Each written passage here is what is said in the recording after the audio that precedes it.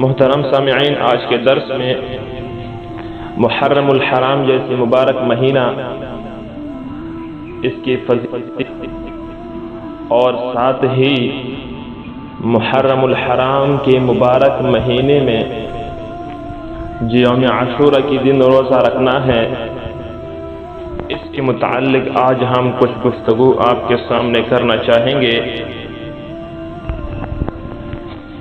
تو محترم سامعین، سب سے پہلی بات یہ ہے کہ یوم عاشورہ کے متعلق کچھ ضروری بات آپ کو بتائیں گے۔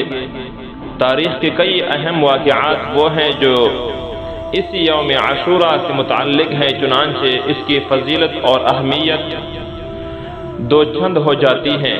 تاریخ کے بہت سے عظیم واقعات اسی دن سے وابستہ ہیں۔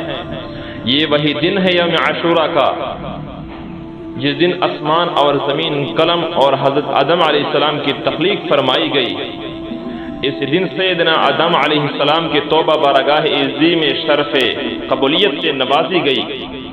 یہی وہ مبارک و بابرکت دن ہے جس دن حضرت نوح علیہ السلام کی کشتی عذاب الہی کے ہولناک منظر و تباہ کن طوفان سے بچ کر جودی پہاڑ پر مستوی ہوئی۔ یہ وہی دن ہے جس دن جلانے والی آگ حضرت ابراہیم علیہ السلام کے لیے گل گلزار بن گئی اور آپ کو خلیل اللہ کا لقب عنایت کیا گیا۔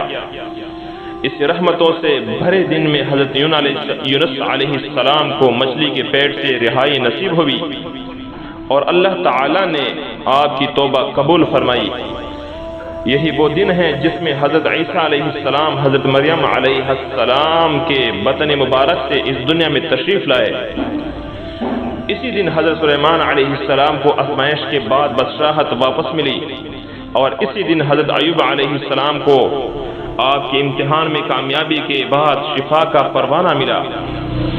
یہی وہ مبارک دن ہے جس میں ایک بوڑھے باپ حضرت یعقوب علیہ السلام کے اپنے بیٹے حضرت یوسف علیہ السلام سے ملاقات ہوئی، جبکہ وہ ان کی یاد میں رو رو کر